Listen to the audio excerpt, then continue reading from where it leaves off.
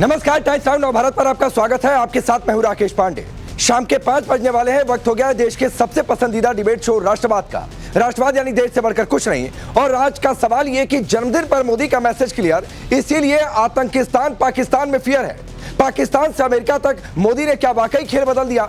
आतंकी रो रहे, अमेरिकी राष्ट्रपति ट्रंप के टोन बदल गए और ये सब कुछ इसलिए है कि प्रधानमंत्री मोदी झुकते नहीं है। करेंगे चर्चा, लेकिन पहले एक रिपोर्ट देखिए।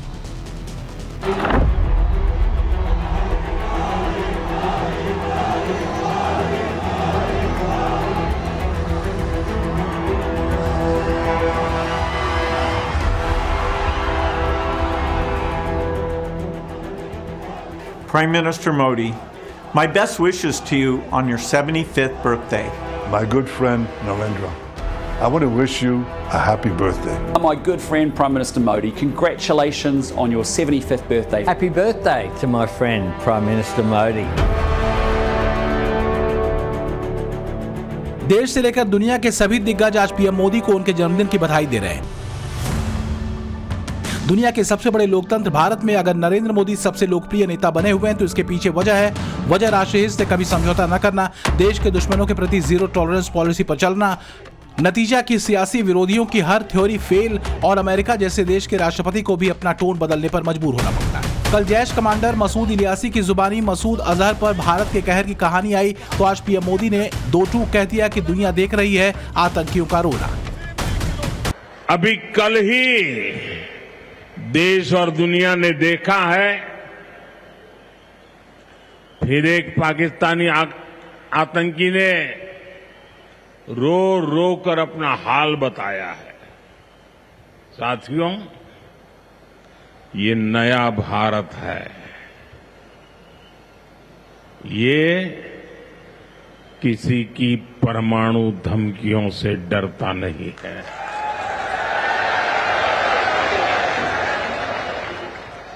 ये नया भारत है, घर में घुसकर मारता है। राहुल गांधी समेत पूरे विपक्ष ने बीते कई महीनों में पाकिस्तान से सीजफायर पर हाय तौबा मचाई। पीएम मोदी की इमेज नरेंद्र सरेंडर वाली गढ़ने की कोशिश की, ये थ्योरी खुद फेल हो गई, वो भी पाकिस्तान से।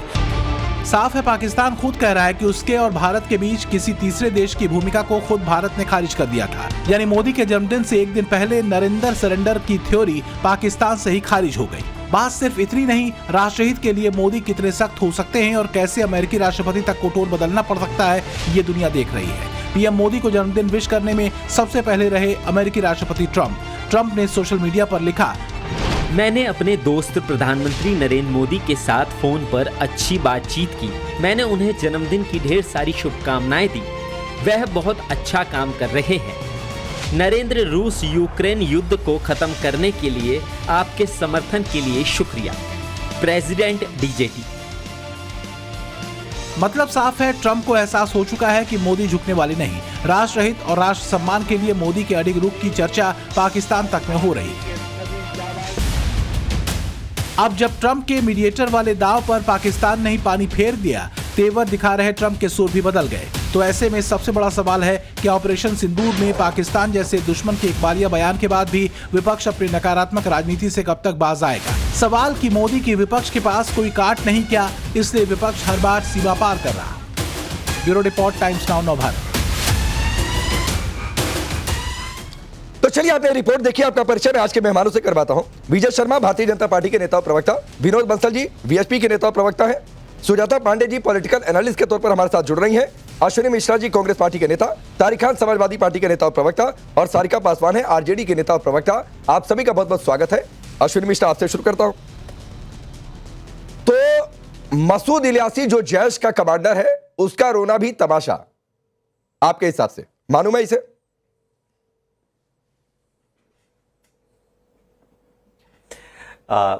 पांडे जी, सबसे पहले तुम्हारे प्रधानमंत्री जी को 75वें जन्मदिन की बहुत बहुत शुभकामनाएं। भगवान उनको दीर्घायु दे और उम्मीद करेंगे कि वो वानप्रस्थ आश्रम में जब पहुंच चुके हैं, एक वृद्ध आश्रम में पहुंच चुके हैं, तो आने वाले समय में भगवान का भजन करेंगे और चिंतन करेंगे। आते हैं राजनीतिक बात पे। जो पाकिस्तान कहता है, क्या कहता है, कैसे कहता है, कल हमने शाहिद अफरीदी को भी सुना, उनके रक्षा मंत्री को भी सुना, अलग अलग लोगों को सुना, अलग अलग तरीके के स्टेटमेंट आते हैं। पाकिस्तान की कोई क्रेडिबिलिटी नहीं है और हम पाकिस्तान पे कभी विश्वास भी नहीं करते। नहीं, अश्विनी मिश्रा, अश्विनी मिश्रा, आपने अपना सियासी दर प्रधानमंत्री मोदी के 75वें जन्मदिन पर जता दिया कि वो रिटायर हो जाए ताकि हम लोगों की संभावनाएं बढ़ जाए, तो वो मुझे समझ में आ गया आपका सियासी दर्द। लेकिन मैंने आपसे टिप्पणी नहीं मांगी है कि आप जो है इशाक डार पर बोल दीजिए, आप शाहिद अफरीदी पर बोल दीजिए, आप खुद उधर जा रहे हैं सर, और जितना उधर जाएंगे, जो ट्रैक आपने पकड़ा है अश्विनी मिश्रा, उस ट्रैक पर आगे डिबेट में आपको बहुत मुश्किल हो जाएगी। मैंने पूछा है, मसूद इलियासी जैश कमांडर रो रहा है, आपको उसका रोना तमाशा लग रहा है या तमाशा नहीं लग रहा है? मैं सिर्फ इतना मैंने पूछा। हमारे सैनिकों का शौर्य देश से छुपा हुआ नहीं है। हमारे सैनिकों ने पाकिस्तानी आतंकियों को कई बार उनके घर में घुसकर मारा है और हमने उनके शौर्य को हर बार सलूट किया है, सलाम किया है, अभिवादन किया है। उसमें कोई विषय ही नहीं है। बार बार जब फिर आपके एक नेता ने क्यों कहा था ऑपरेशन सिंदूर तमाशा? क्षमता से मोदी अश्विनी मिश्रा, मैंने ये सवाल इसीलिए पूछा, फिर आपके एक नेता ने क्यों कहा था ऑपरेशन सिंदूर तमाशा? आप माफी मांगेंगे उस लाइन के लिए? देता हूं। हाँ, और अगर ऑपरेशन सिंदूर तमाशा तो फिर कहिए मसूद इलियासी का रोना भी तमाशा। सेना ने बहुत अच्छा काम किया था, लेकिन जो ऑपरेशन सिंदूर के बाद तमाशा हुआ था, नहीं, प्लीज ये स्पेसिफाई मत करिए। आपके नेता ने इतना स्पेसिफाई करके नहीं कहा था अश्विनी मिश्रा। आपके नेता ने दो टूक कहा था ऑपरेशन सिंदूर तमाशा। आपके नेता ने दो टूक कहा था ऑपरेशन सिंदूर तमाशा। तो कहिए कि मसूद इलियासी का रोना तमाशा, या फिर आज देश के सामने माफी मांगिए कि गलती हो गई ऑपरेशन सिंदूर को तमाशा बोल के। इसी सेना ने 1965, 1971, 1998 कारगिल हर बार पाकिस्तान को मुंह तोड़ जवाब दिया। अरे अश्विनी मिश्रा, इसी सेना ने, जब आपकी पार्टी की सरकार थी, इंदिरा गांधी प्रधानमंत्री थी, इसी सेना ने पाकिस्तान के दो टुकड़े भी कहे, लेकिन किसी नेता ने नहीं कहा कि 71 की जंग तमाशा थी या उसके बाद जो कुछ हुआ वो तमाशा था। किसी ने तब नहीं कहा था, लेकिन आपके नेता ऑपरेशन सिंदूर को तमाशा कहे तो बोलिए कि मसूद इलियासी सही बोल रहा है या गलत बोल रहा है या तमाशा कर रहा है। लाइन लीजिए। हम पोस्ट ऑपरेशन सिंदूर जो फोटो ऑफ हो रहा था उसको तमाशा कह रहे थे। सेना के नाम पे वोट नहीं मांगे जाते इस और देश मैं में। कोट करता हूं, ये हमारा संविधान कहता है कि सेना आपकी के नाम पार्टी पर के एक नेता ने कहा ऑपरेशन सिंदूर तमाशा, सिर्फ कुछ जेट उड़ा दिए गए, कुछ नहीं हुआ। यह आपके नेता को कोट कर रहा हुआ, भले सिर नीचे करके हंस लीजिए। नहीं, आप दो अलग अलग स्टेटमेंट को आउट ऑफ कॉन्टेक्स्ट कोट, कोई आउट ऑफ कॉन्टेक्स्ट कोट नहीं कर रहा हूं। मैं चैलेंज करता हूं, साबित करिए कि आउट ऑफ कॉन्टेक्स्ट कोट कर रहा हूं। मैं चैलेंज कर रहा हूं अश्विनी मिश्रा, साबित करिए। चैलेंज कर रहा हूं आपको कि साबित करिए। वो जो पोस्ट ऑपरेशन मोदी जी के बड़े बड़े सैनिकों के पोस्टर लगाए गए थे, सैनिकों के वेश में पोस्टर लगाए गए थे मोदी जी के, उस तमाशे की बात की गई, तो वो तमाशा अभी भी बना हुआ है। अच्छा, आप देखिए उस ट्रंप ने उस तमाशा कैसा तमाशा बनाया सीज फायर का, हमारे मोदी जी ने कभी जवाब नहीं दिया। ऑपरेशन सिंदूर को आप छोटा युद्ध बता दें, आपके लोग असफल ऑपरेशन बता दें, तमाशा बता दें, आज आपकी जुबान बंद है, आप नीचे देखकर हंसने के लिए मजबूर हैं अश्विनी मिश्रा।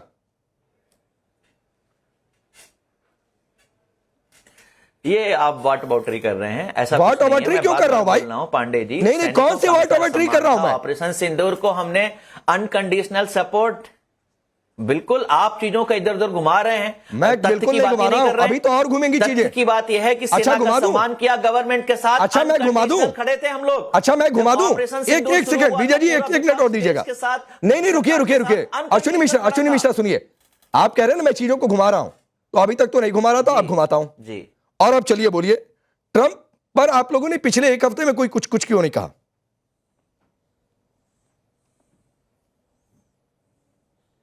मतलब पिछले एक हफ्ते में ट्रंप के किसी स्टेटमेंट को कोट करके आपने सवाल क्यों नहीं पूछा सरकार से? हमें भी शर्म आती है, ट्रंप गिनवाता रहता है। नहीं, ट्रंप को कोट करके पिछले एक हफ्ते में आपने कोई सवाल क्यों नहीं किया? इसकी अखंडता को, अब भारत बहुत शानदार देश है, ट्रंप पे हम सवाल, भारत बहुत शानदार देश है, इसमें कोई बात ही नहीं है, इसमें कौन सी दो राय है? एक्सपोज हो गए अश्विनी मिश्रा, एक्सपोज हो गए आप। सिर्फ एक सवाल मैंने घुमाया, एक्सपोज हो गया। विजय शर्मा नहीं आएगा सर समझ में, विजय शर्मा इन्हें सवाल नहीं समझ में आएगा। विनोद बंसल भी हंस रहे हैं, अभी आपको समझवाता हूं, रुक जाइए। पहले विजय जी आप बोलिए। देखिए, यही वो मिश्रा जी की पार्टी थी ना, जब पाकिस्तान की सेना और पाकिस्तान के वहां के जो राजनीतिक लोग कह रहे थे हमने 5 विमान गिरा दिए, तो ये सेना से हिसाब मांग रहे थे। आज पाकिस्तान के विदेश मंत्री और वहां की सेना कह रही है कि हमारे को घर में आके ठोक गई भारतीय सेना, तो अब ये कह रहे पाकिस्तान से हमारा क्या लेने देना। अरे पाकिस्तान तो वो है जहां मणिशंकर जाकर रोते हैं कि मोदी जी को हटाइए, फिर सारी बातें ठीक हो जाएंगी। पाकिस्तान प्रेम तो जग जाहिर है आपका। पाकिस्तान तो आपके जो गांधी फैमिली है उनके बयान और जितने भी आपके तमाम नेता हैं उनके बयानों को कोट करता है, संयुक्त राष्ट्र में भी करता है, वैसे भी यूज करता है हमारे खिलाफ, देश के खिलाफ करता है। और आपके अजय राय जी जो यूपी के प्रदेश अध्यक्ष हैं, उन्होंने राफेल का कैसे मजाक उड़ाया था, शायद याद है आपको। आपके रॉबर्ट वाड्रा का जो बयान है वो याद है आपको, किस तरह से बेशर्मी भरे बयान दिए थे उन्होंने। आपके सिद्धिरमैया जी, पूर्व मुख्यमंत्री चन्नी जी, उनके बयान याद है आपको। मिश्रा जी कुछ याद कर लीजिए। सेना का तो अपमान आप कहीं छोड़ते ही नहीं हो, सबके बयान याद हैं। सेना का साथ दिया है, हर बार तो आप प्रूफ मांगते हो, चाहे सर्जिकल स्ट्राइक हो, बालाकोट का मामला हो, चाहे ये पहलगाम हो, किसी में भी ऑपरेशन सिंदूर में तो आपने कथनी कुछ और करनी कुछ किया है।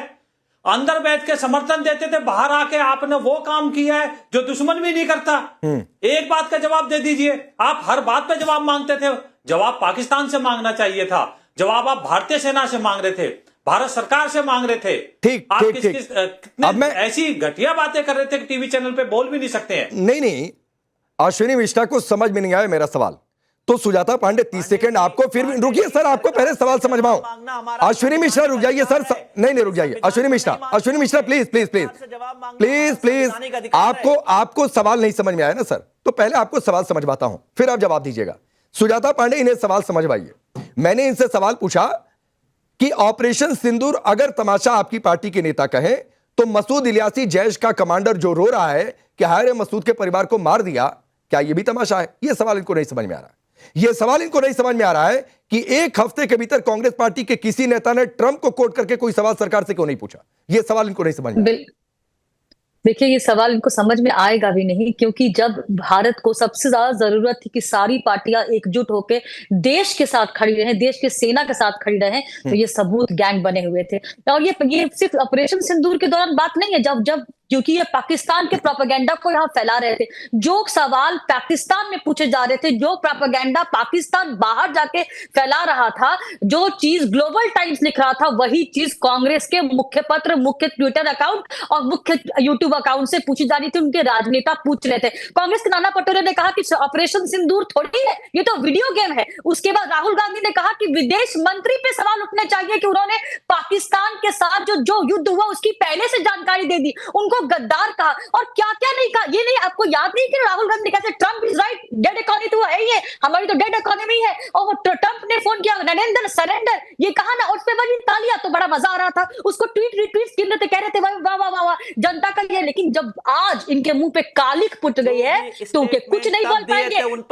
क्योंकि ट्रम्प ने दिखा दिया है कि ये मोदी है, ये भारत जो है ये थप्पड़ खाने वाला भारत नहीं है, ये रेंगने वाला भारत नहीं है, ये झुकने वाला भारत नहीं है। ये पाकिस्तान को घर में घुस के भी मारेगा, उसकी औकात भी दिखाएगा। और अमेरिका हो या फ्रांस हो या यूरोपियन नेशन, वो अपनी शर्तों पे, वो बात चाहे वो G20 का मंच हो या फिर SCO का मंच हो, भारत खड़ा है और जिस तरह से खड़ा है वो आज दिखाता है। ठीक है नरेंद्र मोदी की रेटिंग सबसे ज्यादा है। तारिक खान, आपको मेरा सवाल समझ में आया या आप भी कहेंगे कि सवाल नहीं समझ में आया? नहीं, समझ में तो सब कुछ आ रहा है। सबसे पहले देश के प्रधानमंत्री नरेंद्र मोदी को जन्मदिन की ढेरों बधाई। वो उनका जीवन कार्यकाल सब कुछ लंबा हो, ऐसी कामना सभी लोगों को करनी चाहिए। देश के प्रधानमंत्री अरे तारिक खान, और जीवन लंबा ये सब तो ठीक है, लेकिन जो कार्यकाल लंबे होने की कामना कर रहे हैं, कुछ दिन पहले आप बीजेपी से टिकट मांग रहे थे, तो कार्यकाल लंबा होगा तो फिर भूल जाइए, सत्ता में ना आएंगे आप लोग। पर्सनल दुश्मनी, बगल में बीएचपी के नेता बैठे हैं, बीजेपी के नेता बैठे हैं और आप हैं, ये लोग रखते हैं। हम लोग दिल के साफ हैं, देश के प्रधानमंत्री हैं, दिल से मुबारक। चलिए सवाल पर आइए। ठीक है, मुबारकबाद हो गई, सवाल पर आइए। दिल से मुबारकबाद आज के दिन, बाकी तो सब कुछ ठीक है। अभी आपने बता रहे थे किसने क्या कहा। सेना को पता नहीं किसने कहा था कि नालायक है और इससे सेना का गौरव बढ़ गया, पता नहीं किसने कहा था। बीजेपी के एक विधायक ने, और इन्होंने तुरंत उसको बाहर निकाल दिया, पता है। उसने कहा था सेना सो रही थी। अच्छा। पता नहीं किसी ने, बीजेपी के एक नेता ने कहा था कि वो आतंकियों की बहन है, हमारी बहन कुरैशी, पता नहीं किस बीजेपी के। और जैसा ही उसने कहा तो भाई मेरा दिल खुश हो गया। बीजेपी ने तुरंत उसको पार्टी से निकाल दिया, देश से भी निकाल दिया। अच्छा, देश से भी निकाल दिया। अच्छा, एक और बहुत बड़े नेता, उन्होंने क्या कहा कि मोदी जी के चरणों में थी सेना, उसको भी इन्होंने तुरंत ही पार्टी से बाहर का रास्ता दिखा दिया, 100 साल के लिए निष्कासित कर दिया पार्टी से। इतनी महान पार्टी, जय जयकार होनी चाहिए। तारिक खान, राम गोपाल यादव जी ने, तारिक खान सुनिए आपको, सुनिए राम गोपाल ने आतंकियों की बहन नहीं कहा। नहीं सुनिए ना, सुनिए ये जस्टिफाई मत करिए, सुनिए। निकाल लीजिए। राम गोपाल यादव जी ने जो कहा, आप जस्टिफाई आपको मौकरी नहीं, मैं किसी को जस्टिफाई नहीं कर रहा हूं। आपसे मैंने कहा था कि आपको मेरा सवाल समझ में आया, या फिर आप कांग्रेस पार्टी की तरह कहेंगे कि सवाल नहीं समझ में आया। आज पांडे जी आपको शर्म आनी चाहिए। आप सूफिया कुरैशी को दिए गए हुए गंदी गाली को जस्टिफाई कर। मैं किसी के लिए गंदी गाली को जस्टिफाई नहीं करता हूं। और बीजेपी देखे, और बीजेपी जवाब दे, विजय शर्मा जवाब दे कि क्यों नहीं कार्रवाई की, अदालत के पीछे जाकर क्यों छिप गए, वो विजय शर्मा का काम है। लेकिन आप जो है, आप राम गोपाल के पीछे जाकर छिप रहे हैं। शर्म आनी चाहिए, मुझे शर्म आ रही है। अच्छा रुकिए, ये शर्म साइड में रखिए, ये शर्म साइड में रखिए, अपनी कुर्सी के नीचे शर्म को रखिए। आ रही है शर्म तो आई बात। तारिक खान, आप कॉमेडी शो में नहीं बैठे हैं, सवाल का जवाब दीजिए, सवाल का जवाब दीजिए। मसूद इलियासी का रोना एक बार, अरे रुकिए, तारिक खान इधर उधर मत भागिए, शर्म आ रही है, हंसी आ रही है, कुर्सी के नीचे रखिए, गंभीर होकर जवाब दीजिए। गंभीरता नहीं अगर आपको समझ में आ रही है तो गंभीरता अलग से आपको सिखा दूंगा। नहीं सिखाइए, अब यही तो बचा है। चलिए सवाल पर आइए, गंदी गाली दी थी, सवाल पर आइए, सवाल पर। आपसे सीखे, यही इतने बुरे दिन नहीं आए कि आपसे तो सर इतने बुरे दिन मेरे भी नहीं आए तारिक खान कि यहाँ पर आकर आप नॉनसेंस टाइप की बातें करें, तो मेरे बुरे दिन भी इतने नहीं आ गए। नॉनसेंस मत बोलो, ठीक है? नॉनसेंस आपको नहीं बोल रहा हूँ, आपकी बातों को बोल रहा हूँ, आपको नहीं बोल रहा हूँ तारिक खान, सही से तारिक खान आपको नहीं बोल रहा हूँ, आपकी बातों को बोल रहा हूँ। तारिक खान चुप, तारिक खान बेशर्मी, वो तो ये तो इनकी एक मिनट रुक जाइए। तारिक खान ऐसे आप ना मुंह हिलाते रहिए, मैंने आपको नॉन से बेहतर है कि भाग जाइए डिबेट से मेरे सामने से। और मैं फिर रिपीट कर रहा हूं तारिक खान, रिपीट करके देखना कि आपको मैंने नॉनसेंस नहीं कहा था, मैंने कहा था आपकी बातों को नॉनसेंस, क्योंकि आप डिबेट को लगातार घुमाने की कोशिश कर रहे हैं। विनोद बंसल यही कैरेक्टर है तारिक खान का, डिबेट छोड़कर भागेंगे। मैंने कहा जो आप बातें कर रहे हैं वो नॉनसेंस टाइप की बातें कर रहे हैं। राकेश जी, जो पहले प्री सेट एजेंडा के साथ में डिबेट में बैठते हैं उनके साथ ऐसे ही होता है। और देखिए जिसकी संस्कृति और जो व्यवहार जो है हमेशा से सीखा ही उन्होंने, ये है तो करेंगे वही। हमारे जो आदर्श पुरुषों की मौकरी बनाना और जिस टॉपिक पर डिबेट है उस टॉपिक से भाग करके दूसरी इधर उधर की बातें करके और फिर उसके बाद में विक्टिम कार्ड खेल करके चले जाना, यही इनकी कल्चर है बेसिकली। लेकिन आपने देखो अच्छा एक आईना दिखा दिया उनको, सही एक अपना दर्पण दिखाया, और उनको औकात भी पता लगनी चाहिए कि आखिरकार नहीं विनोद बंसली, मैं थोड़ा सा इंटरप्ट कर रहा हूं आपको। मैंने तो सिर्फ कहा था कि मसूद इलियासी को लेकर मैंने डिबेट की शुरुआत की, जो जैश का कमांडर रो रहा है कि हारे मसूद के परिवार को मार दिया, ट्रंप के टोन बदले हैं उस पर, तो इस पर बोलना ना पड़े तो पहले तारिक खान डिबेट को घुमाते रहे, ऐसे घुमाते रहे। फिर मैंने कहा ये नॉनसेंस टाइप वाली बातें मत करो, तो उनको एक मौका मिल गया कि डिबेट से भागते कैसे हैं। ऐसे हैं सपा के ये प्रवक्ता तारिक खान। नहीं राकेश जी, बात ये नहीं है। देखिए वो भागे इसलिए नहीं है कि आपकी बात कोई चुप गई उनको, भागे इसलिए है क्योंकि मसूद अजहर का जवाब कैसे दें आखिरकार। वो उनकी समस्या ये है कि आखिरकार जो पाकिस्तान ने जो बोला है अब वो उनके गले में फंस रहा है, ना तो इधर रहे ना उधर रहे, ना उनके पक्ष कर सकते हैं ना विपक्ष कर सकते हैं। हाँ, क्योंकि हिम्मत नहीं है उनका विपक्ष में बोलने का, क्योंकि जो ये बयान पार्टियां देती हैं उन पार्टियों के बयानों पर आखिरकार कौन ताली बजाता है? पाकिस्तान ना। पाकिस्तान अभी तक ताली बजाता रहा है। अब पाकिस्तान की बात पर इनको ताली अंदर अंदर से तो निकल रही है, लेकिन खुले में नहीं दे सकते। उनको पता है आगे बिहार में इलेक्शन है, लोग मारेंगे इनको, उल्टा करके मारेंगे, तो इसलिए बात पर बोल नहीं सकते। तो आपकी जो स्ट्रेट फॉरवर्ड बात है उस पर जवाब कैसे दे देंगे भाई? आप कैसी बात करो, इतने वरिष्ठ पत्रकार होकर के और एक नेशनल बड़ी चैनल पर आप बैठ करके आप ऐसा एक्सपेक्ट कर रहे हैं कि जो नमाजवादी पार्टी है वो आखिरकार इन सब बातों का जवाब देगी क्या? जवाब देने के लिए आती नहीं वो। जो कि और अब हिंदू देखिए महासभा कांग्रेस थी, का जो हिंदू चाल महासभा, चरित्र चेहरा है आरएसएस वो हमेशा और से भारतीय विरोधी जनता रहा है। पार्टी का इन्होंने पाकिस्तान हमेशा प्रेम से की बात हिंदुत्व करो। को और भारत को आजादी से गोविंदा पहले जगह आप सरकारें बना रहे थे सेकंड क्लास बना के रखा है मुस्लिम लीग के साथ। ये कांग्रेस की बात आजादी हो के या बाद जब कांग्रेसी भारतीय कोक में जनता से पार्टी जन्मे की स्थापना नमाजवादी हुई तो पार्टियां उसमें हों, सबसे बड़ा ये फंडर सारे जो के था सारे लोग मुस्लिम वालिया, एक ही कुनबे वो के तो जिन्ना हैं ना का जी। राकेश जी नाती देखिए मैं था। इनके बीच में नहीं बोला था, लेकिन ये जिन्ना के बौखला है। नाती अश्विनी मिश्रा जी, मैं आता हूं बीच में। अश्विनी मिश्रा जी, विनोद बंसल, सुनिए अश्विनी मिश्रा जी, सुनिए ना सर, सुनिए। अरे अश्विनी मिश्रा जी, आप तब तक वो बैनर दिखाइए। अश्विनी मिश्रा सुनिए, पाकिस्तान प्रेम अश्विनी मिश्रा सुनिए ना, पाकिस्तान प्रेम की बात अश्विनी मिश्रा सुनिए ना सर। अरे अश्विनी मिश्रा सुनिए, अभी पाकिस्तान प्रेम तो पाकिस्तान में आपको लेकर जो प्रेम है वो भी बातचीत हो जाएगी। अभी वो बैनर पोस्टर दिखाइए तब तक, जब तक आपकी बारी नहीं आती है तब तक विनोद बंसल और सारिका पासवान अपनी बात रखेंगे। विनोद बंसल ही पूरी करिए। राकेश जी मैं ये कह रहा हूं, देखिए कि जो पाकिस्तान बोलता है उसका समर्थन भारत में कौन करता है, और जो भारत का विपक्ष बोलता है उसका विश्व भर में समर्थन कौन करता है?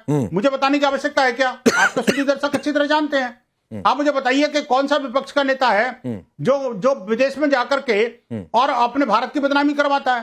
एक थोड़ी है, जिस देश में जाएंगे वही बदनामी करवाते हैं, खुद जाकर के खुले में बोलते हैं। मोदी जी तो आखिरकार ये उनके देशभक्ति के बारे में मुझे सर्टिफिकेट देने की आवश्यकता थोड़ी है। ठीक है, मैं क्यों बताऊंगा?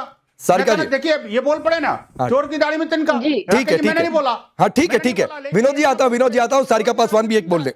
सारिका पासवान के पास सवाल। सारिका पासवान, क्या आप मानेंगी कि पाकिस्तान से अमेरिका तक गेम बदल गया है? आतंकी रो रहे हैं, इशाक डार खुद ये बोल रहे हैं कि भारत ने अमेरिका के मध्यस्थता के प्रस्ताव को माना नहीं। ट्रंप के टोन बदल गए क्योंकि उन्हें लग गया है कि भारत अपने हितों से समझौता करेगा नहीं। तो जो आप लोग ये सरेंडर थ्योरी, दूसरी थ्योरी लेकर आए थे, वो सारी फेल हो गई। क्या राकेश जी सच में मोदी जी बड़े सख्त हैं? तो पुलवामा वाले आतंकवादी कहाँ हैं भाई? पहलगाम वाले आतंकवादी कहाँ हैं? और वो डीएसपी देवेंद्र सिंह जिन्होंने पुलवामा कांड में आतंकवादियों को लाने और पहुंचाने का काम किया था, जिनको कि बेल हो गया, वो कहाँ है भाई? मोदी आतंकवादियों पे सख्त हो गए, बाप रे, सच में क्या? लेकिन इतनी मात्रा में आरडीएक्स आया कहां से, उसका पता चला क्या? मोदी जी इतने बड़े 56 इंच वाले छाती वाले डोनाल्ड ट्रंप, जिनके बारे में कितनी बार कहा कि मैंने मोदी को बोल करके वार रुकवा दिया, मोदी जी क्यों नहीं कहें कि डोनाल्ड ट्रंप झूठ बोल रहे हैं, फ्रॉड है डोनाल्ड ट्रंप? अभी आप लोग कह रहे हैं कि मोदी की तारीफ कर रहे हैं डोनाल्ड ट्रंप बार बार कर, लेकिन 140 करोड़ जनता के सामने जो झूठ का लिबास उतार दिया डोनाल्ड ट्रंप ने मोदी जी मुझे बताइए, आखिरकार आप क्यों नहीं बोलते इस बात को? अरे मोदी जी तो इतने सख्त हैं उनके, मतलब सरेंडर करना पड़ गया उनको। और ट्रंप जी जब 140 करोड़ जनता के सामने इनकी झूठ का लिबास उतार के इनको, अच्छा सारिका पासवान सुनिए, इन सब बातों का जवाब विजय शर्मा देंगे। सुनिए, डोनाल्ड ट्रंप ने आखिरी बार कब बोला था ये युद्ध रुकवाने वाली बात? मुझे बताइए, आखिरी बार कब बोला था? कितने दिन पहले? अरे हमको लगता है कि मोदी जी को फिर से पाकिस्तान जाके बिरयानी, अरे कितने? नहीं ये सब नहीं है, ये सब आप फिर घूमने लगी तारिक खान की तरह। अब आप फिर घूमने लगी तारिक खान की तरह। मैं आपसे पूछ रहा हूँ, आखिरी बार कितने दिन पहले बोला था युद्ध रुकवाने की बात? आखिरी बार कितने दिन पहले बोला था युद्ध रुकवाने वाली बात? मोदी जी कब खाने गए थे आखिरी बार बिरयानी पाकिस्तान से? मुझे फिर मुद्दे से भटक रही है सारिका पासवान। मैं चैलेंज करता हूं, आपकी बात का जवाब नहीं देंगे। नहीं रुक जाइए, रुकिए विनोद जी, वो जरा देश भी समझे। सारिका जी, आखिरी बार डोनाल्ड ट्रंप ने कब युद्ध रुकवाने की बात कही थी? आखिरी बार आपने किसी आतंकी को ऐसे रोते हुए कि भारत ने मार दिया कब सुना था? मोदी जी के सच्चे भक्त हैं राकेश जी, अगर आप मोदी जी के सच्चे भक्त हैं तो सिर्फ इतना बता दीजिए कि मोदी जी पाकिस्तान बिरयानी, ये आप लोगों का सियासी विलाप है सारिका पासवान, ये आप लोगों का सियासी विलाप है। विजय शर्मा रिप्लाई करिए, फिर विनोद जी आ रहा हूं। ये आप लोगों का सियासी विलाप है सारिका पासवान। देखिए राकेश जी, मैं बिंदुवार इसका जवाब देता हूं। अभी वो जो भाग गए समाजवादी पार्टी, गुंडों की पार्टी के प्रवक्ता, वो किस लिए भाग गए? क्योंकि उन्हें सच्चाई सुनने की हिम्मत नहीं है। राम गोपाल यादव जी ने कैसे जाति सूचक शब्दों का मेरी बहन के लिए इस्तेमाल किया था, सारा देश जानता है। इन्होंने पुलवामा की बात की और पहलगाम की। पुलवामा में चार्जशीट फाइल हो चुकी है, जांच कंप्लीट हो चुकी है।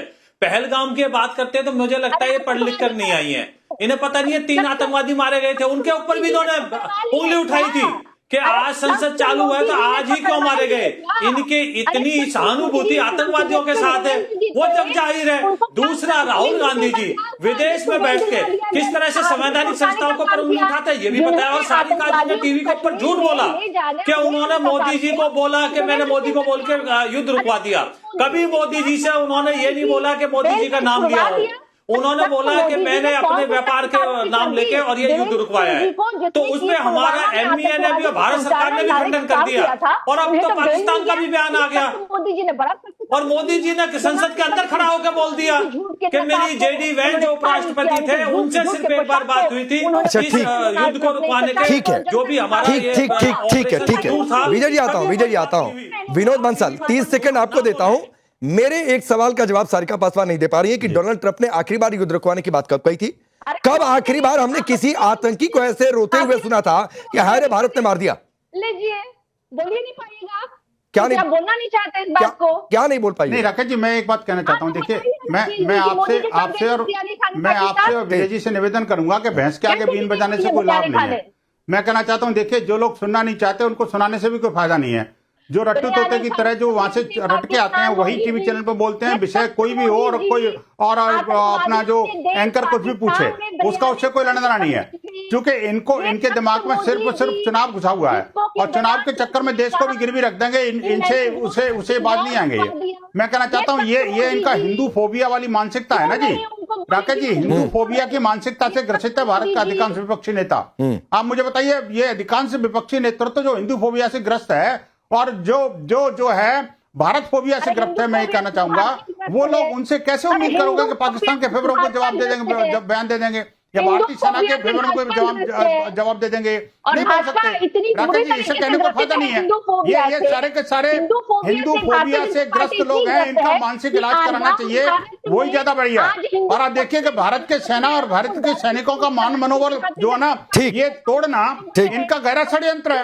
आप देखिए, कोई भी एक किस्सा हो, हर केस में जो है ना बीच में रंग डालते हैं। ठीक है, ये कौन सुजाता जी, जब ये सारिका जी प्लीज मैडम, आपने अपनी बात कही ना।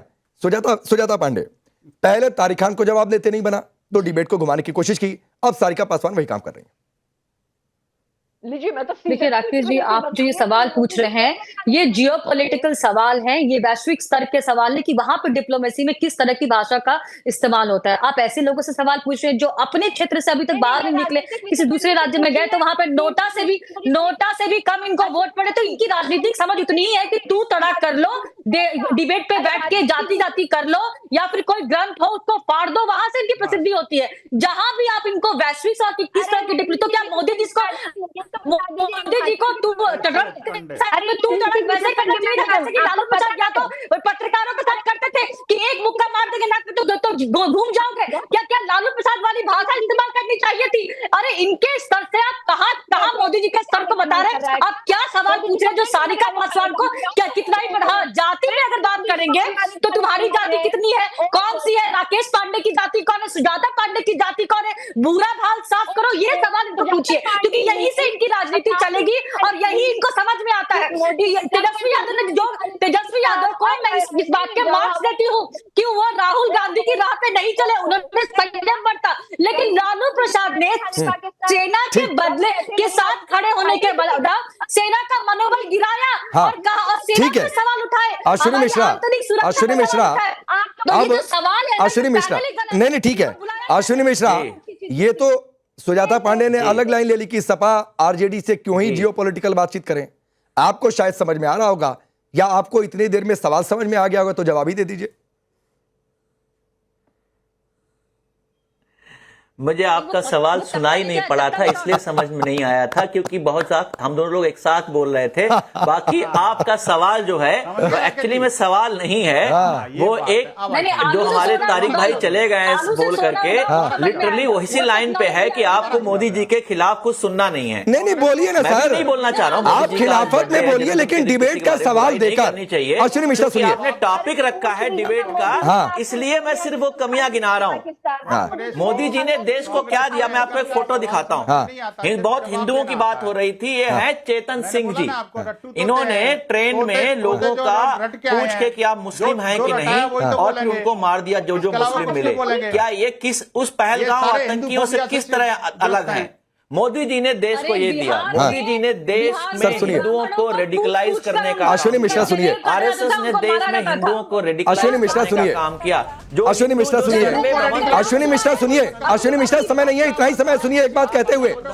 अश्विनी मिश्रा सुनिए, कोई किसी का धर्म पूछकर मारे बिल्कुल गलत है। आप जो फोटो दिखाकर कह रहे थे ना सर कि इसने पूछा मुस्लिमों मार दिया, सर आपकी पार्टी ये तक कहने की आज तक हिम्मत नहीं उठा पाई कि पहलगाम में पाकिस्तान के आतंकी आए और धर्म पूछकर हिंदुओं को मार दिया।